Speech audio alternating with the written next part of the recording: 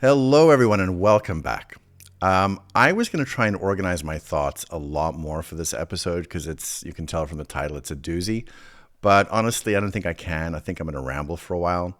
Before I start rambling, reminder wherever you listen to this podcast or watch this podcast, please like, subscribe, etc., etc.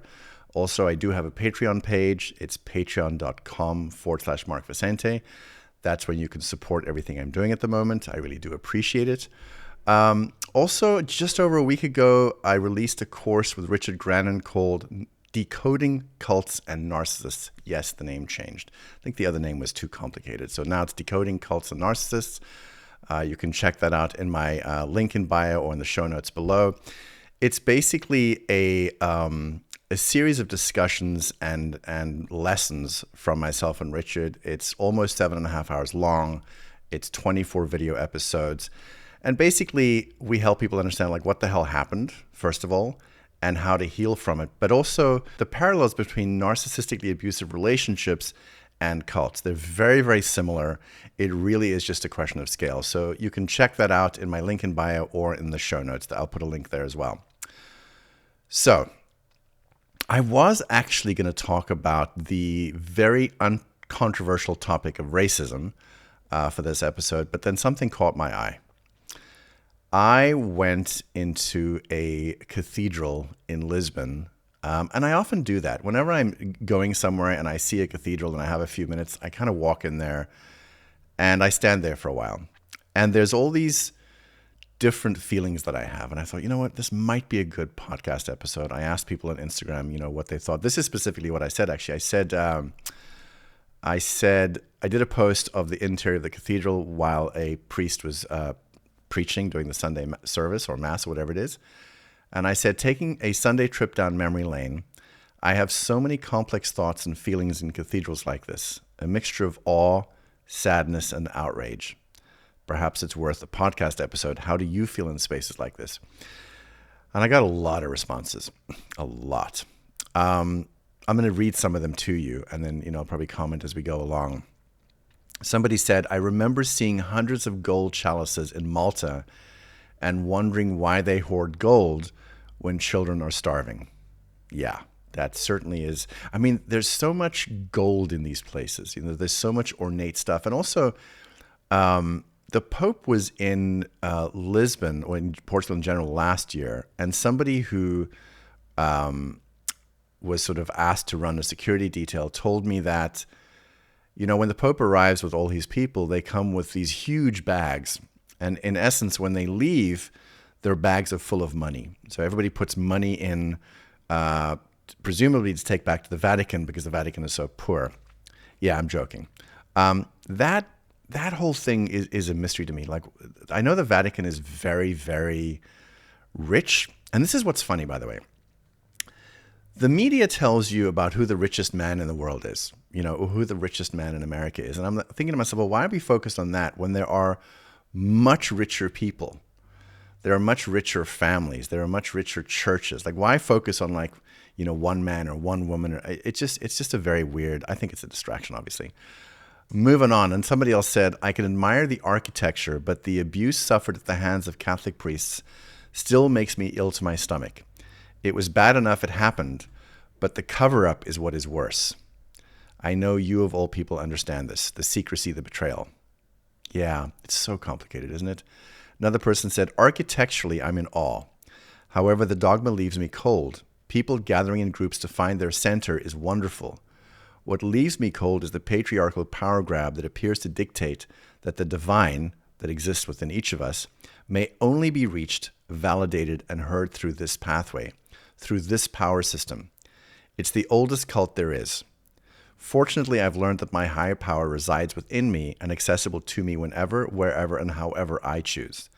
I don't need someone else to stand as an intermediary to or interpreter for me to listen to my soul. You know what? I really resonate with that. I'm going to read some more of these, then I'm going to share my thoughts. From the architecture point of view, churches are beautiful. A concert in a church is an awesome experience, and that is all. I don't believe in religions. Most of them are cults, and Catholicism is anti-natural. Please understand, I am not personally bashing Catholicism, but I will give you my opinions on religion shortly. Somebody else said, I'm always in awe of the architecture and art in churches. Isn't that interesting? Everybody talks about that, particularly those in Europe and Mexico. But as I visit them, I cannot help but think of all the people who were brutalized in the building of those churches in the name of Christ. I think of the gold that was stolen from the indigenous persons from the Americas that adorn Spanish churches.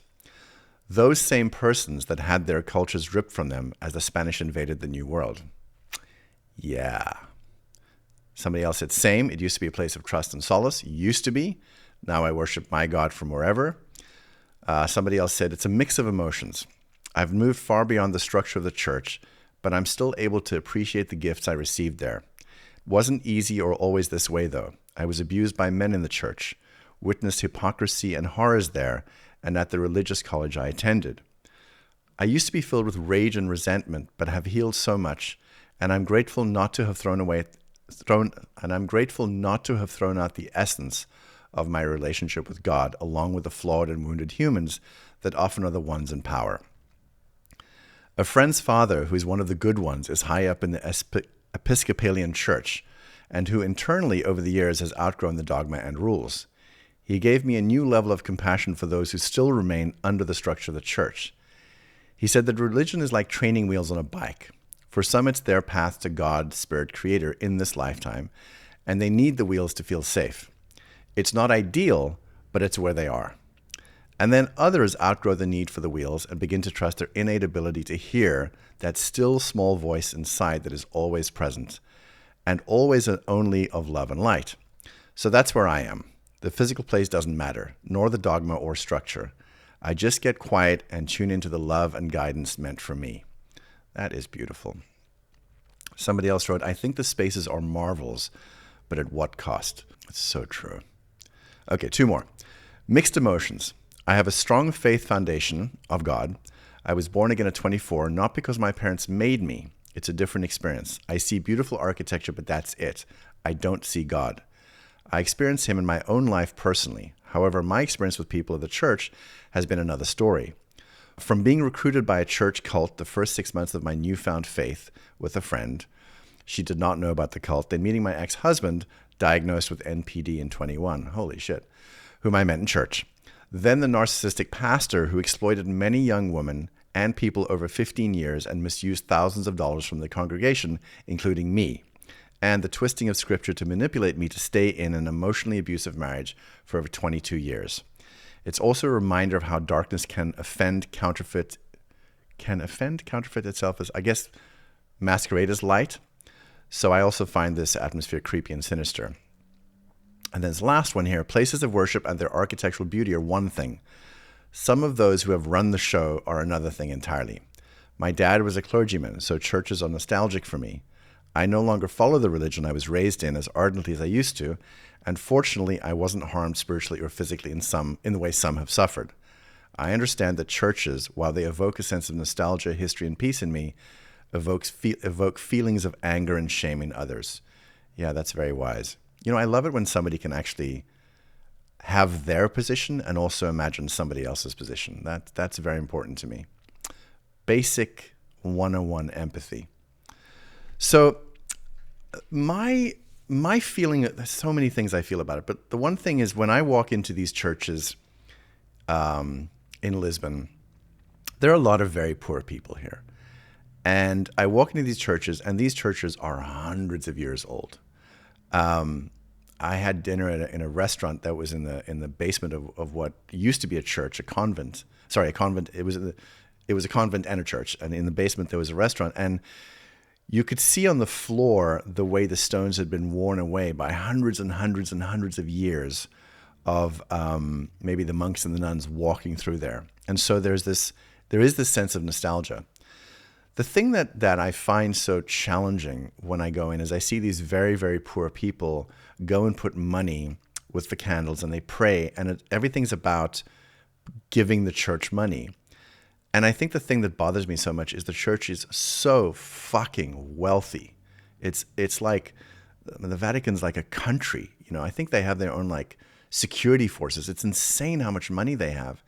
And these poor people who believe that maybe they can curry favor with God if they give money, I find that deeply sad, because some of them come in and you can see how poor they are. And I think for some of them, sometimes that little thing that they're putting, in the bowl or whatever, that they could eat with that, and they don't. So that's the one thing that I guess really bothers me. But then there's this feeling of like all these beautiful people over the centuries that have come in there. And I tend to have a feeling, whether this is true or not, that a place carries with it the echoes of who's been there. And I think of all these beautiful people who are surrendering to something that they feel is more beautiful, and the way they supplicate themselves before a deeper something, and the way that's sort of rubbed off on the stone, so to speak, that to me is beautiful. And I feel that, whether I'm delusional or not, I'm not sure, but I feel that when I go in there. But then I also feel the enormous control, the suppression, the rules. And, in that little video I posted on Instagram, I mean, that preacher is fucking boring. It's boring. It's miserable.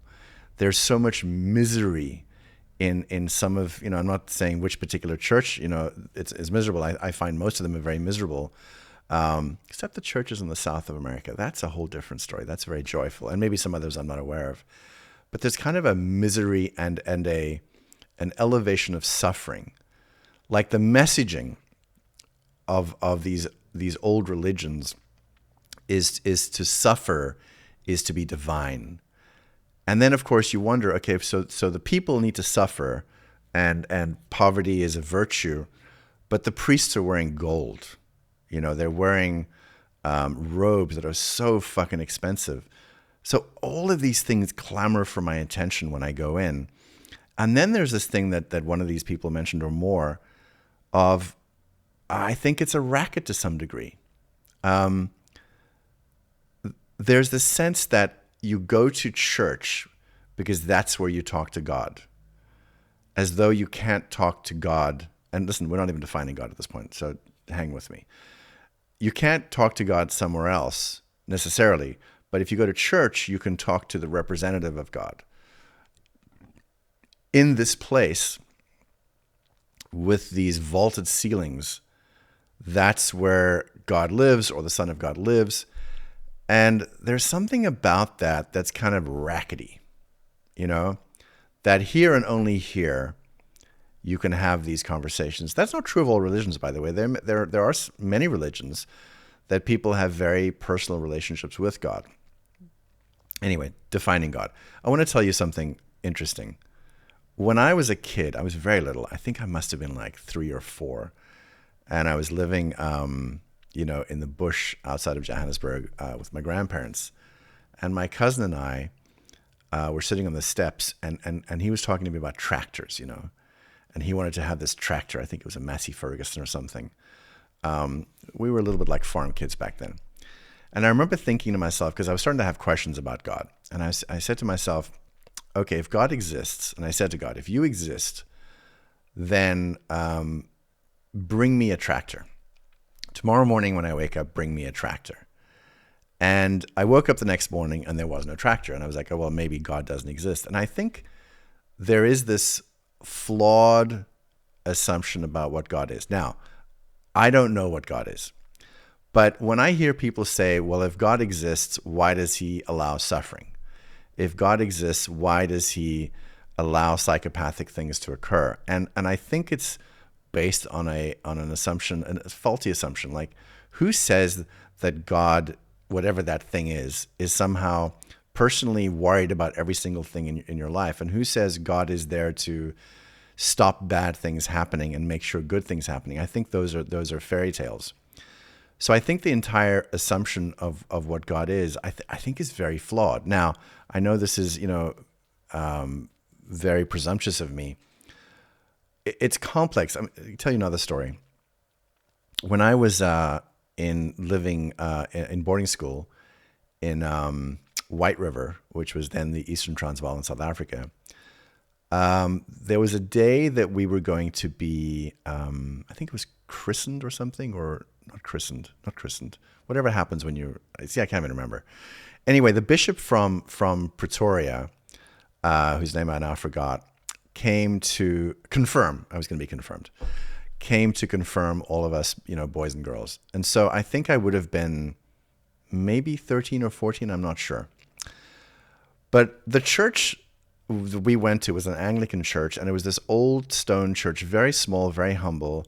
I was the head server for the church, and that particular day we were going to be, confirmed, which I think was the wafer and the wine and everything. And then the bishop came by, and he blessed each one of us, and he touched our heads. And I remember when he touched my head, something happened that was so profound. It was like this warmth descended on me, and something erupted in my chest, and it was the most beautiful feeling I'd ever had in my life. And I thought that I had been touched by maybe God via him in some way. There was something I felt that was so profound, I didn't have words for it. And I remember afterwards, when we got up, and I was stunned, I remember afterwards going to the other kids and saying, "Did you feel that when he touched us? Did you feel that? Did you feel that?" And they looked at me like I had two heads. And I kept on asking. And then there was a lunch or a tea at which may have been the mayor's house in White River. And I kept on asking the adults, and the adults thought I was very cute. And I was trying to figure out what this was, but what I connected the bishop and the church, the building, to that feeling. And later in life, I realized that I'd had a profound feeling of some kind that I don't think was just biological. I think that there was a spiritual element to it. But I attached the symbol of the church and the purple robes he was wearing. So that became my symbol that represented that profound experience. And then later on, I think what happened is I no longer, at the very beginning, I didn't delineate the difference. It was one and the same thing. That church is caused it. That bishop caused it. That religion caused it. The purple robes caused it. And later in life, I began to wonder about things like, there's all these different religions. So really, are there all these different gods? And what I've come to now is I think that the assumption most people have about what God is I don't think it's true. I don't know what God is. I just don't think God's a dude with white hair who's Caucasian and a beard and fluffy clouds and shit. I think that the experience people are having is something much more fundamental that they're then attaching these symbols to. So some people can be in the bush, as happened to me later in my life, be in the bush, and they have some kind of profound experience. There's maybe a rush in their body, maybe it's some kind of a kundalini thing, everything's tingling. I had experiences later in the bush where this energy shot up my spine, hit my chest, and then I just began weeping with such profound joy, like the most beautiful feelings I'd ever had. And I associated that feeling then to the bush. The bush nature is what caused it, So then, I thought later, I said, that's interesting, then you have nature religions. Then you have religions based on a stone or a statue or a tree or an animal or whatever. And I think that, human beings being meaning-making machines. Yes, machines. Meaning-making machines. That's right. That's what I was trying to say. I'm in this deep place in myself and my brain's not totally firing normally. We then associate these things together. Whatever that experience is we're having, we then think that thing that we're in proximity to caused the thing. And I don't think that's true. I think that there's that expression that people have, I've heard before, that they say the map is not the territory. The map that you're looking at, on a piece of paper or on a screen, that map is not the territory. That's not the actual land. I mean, another good metaphor, and this is going to piss some people off, another good metaphor is like watching the news. The news is not reality. The news is an interpretation or a fabrication, of something that may or may not have happened. There is the thing that happened, and there are eyewitnesses that were there, but the news is not the actual thing. Now, I know that there are people that watch the news religiously and believe that news is the actual thing. It's not. Used to work in news, it's not. Some of it is just complete and utter bullshit, but I digress. But that's the whole the map is not the territory thing. So my sense of religion is that religion is the map. They're talking about something. They're talking about an experience, but it's not the experience. And, we could argue and say, well, that's good. Then churches are the training wheels. Religion is the training wheels. That's good. But then the other thing that worries me is like malignant narcissists, sociopaths, psychopaths, they see this religion thing and they go, I need some of that. They work their way to the top of all kinds of organizations and movements in the world, and they gain control. And so they do some really, really shitty things. So the problem is we say, well, the religion is the training wheels, but in religion, as with anything else, this is not only religion, but in religion, as with anything else, there are people that use that to do some really shitty things because they're wearing robes, and they're screwing little boys and girls, So there's all that shit that happens as well. So I'm struggling with this. It's a training wheels thing because to me, it makes better sense. Go to the source. And what is the source? Well, I assume then that the source is the way our nervous system is interacting with some experience. That to me would be more of the pure source, like something that isn't a symbol. Like say if I was in the bush and I had profound experiences, which I did twice, if I was to say it's not the bush, it's something very, very deep. And I don't know if it's inside me or outside of me, but it's something very, very deep. And the bush is where it happened. But, it's a symbol. It's not the actual thing. I really think that religions are our attempt to understand a more fundamental experience. And so, I suppose in an ideal world, what I would hope for people, all of us on this planet right now, is that we could get in contact with more of the pure experience of whatever we think that God or source or the field or whatever is, rather than thinking that somebody else holds the keys to the door and we have to spend a certain number of years or decades or lifetimes, hanging out by the door so that we'll finally be worthy for them to unlock the door and open it so we can meet God.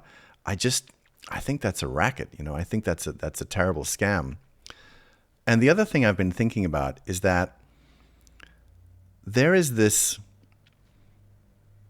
this ridicule that goes on when people talk about these internal experiences they have. And I wonder why. Like, why is it so important that people say, well, that experience you're having is not God. If you have it with a priest, that would be holy. If you have it in the church, that would be holy. That experience you're having could be Satan or whatever it is. It's just like, it seems like such bullshit that the only way to experience your authentic connection to whatever it is, and understand, when I say authentic connection to whatever it is, I have no idea what God is. I think that the word God is another symbol for a fundamental experience people have. And I know people think, well, the word G-O-D means something. I don't think it means anything. I think it's a name that we've attached to something more fundamental.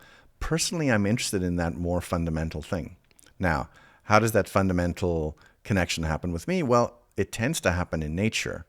But I'm realizing more and more, I don't think that nature's causing it.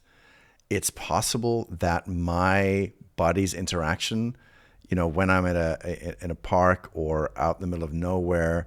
I mean, I have had some of my most profound experiences in the middle of nowhere, especially in South Africa when I was younger, like in the middle of the Namib Desert, with nobody around. I would have these profound feelings. Now, again, I don't think it's the sand that's causing it, but maybe it's the cessation of all the noise, all the chatter in my head, that everything gets very, very quiet, and my nervous system tends to change, and then it feels like I'm having access to something. And again, I'm not arguing here as to whether God does or doesn't exist. Everything I'm saying could be an utter delusion of just chemical feelings I'm having.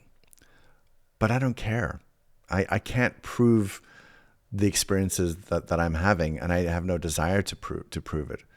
I think, though, to go back to the church thing, though, I think what upsets me, and it does upset me, is well-meaning people go there because they think that that's the way and the only way. And there are people that are very happy to tell them this is the only way. Because what happens is they accrue money, they accrue power, they accrue the people's servitude. And I think that, going into, being a man or a woman of the cloth, I think it requires enormous humility. And you really have to keep your ego in check. Because if I think about it, every Sunday, people are coming there and they're literally worshiping you. And what are you going to do with that? Are you going to point them back to themselves, which I think would be a wonderful, noble thing to do? Or are you going to point them to yourself? Or are you going to point them to the big statue behind you that you're standing in between, and you are the gateway to that statue of their power? It's a huge responsibility, being a man or a woman of the cloth. And I don't just mean that in Christianity. I mean in any religion. But yeah, I guess my final thought is I feel the awe in these cathedrals. I feel the awe because artisans built that. And they built that because they were paid by very, very wealthy people. Some of those wealthy people may have just thought, this religion thing's working really well. I'm going to build a church. I'm going to make sure my name's on the base of the church, so they know that I am the one that did this, and maybe I'll get some favors from the Vatican as well. But they were, built by billionaires, billionaires in those times, at those standards, which were not necessarily always good people. So you go in there and it's beautiful. It is beautiful. There is a sense of awe. I do think that architecture does something to the nervous system. And I think those beautiful vaulted ceilings, I don't know if that's what you call them, vaulted ceilings or not, but the arches and everything, the way they connect, there are architects that know what the hell I'm talking about. I don't know what I'm talking about. But there's something about that inspires the human being. And that's beautiful. But then you think of the history of terrible things that have happened. The Inquisition was not pretty. Terrible things that have happened, the amount of abuse that happened, because the people in the church, certainly a long time ago and maybe still now, are not empowering people. In fact, I feel like they're disempowering people.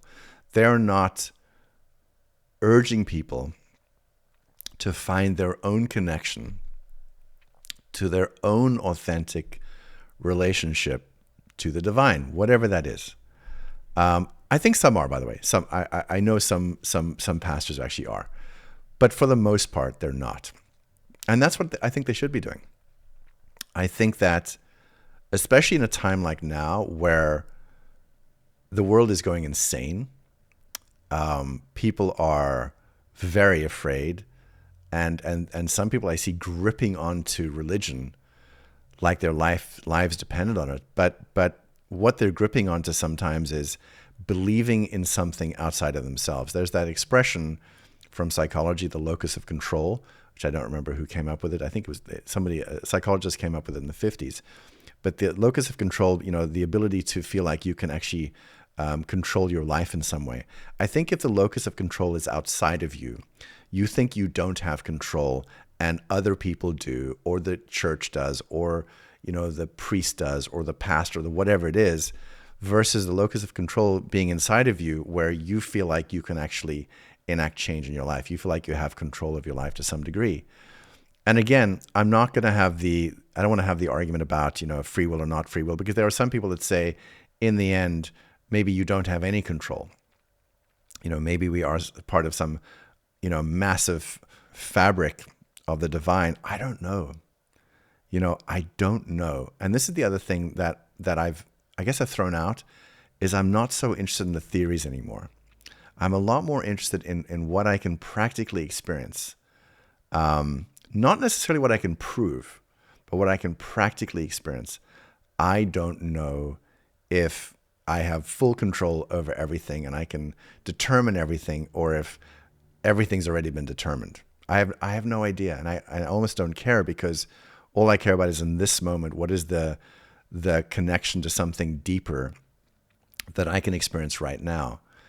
My general sense is that religion is anti that, generally speaking. Not all, generally speaking, it's anti that.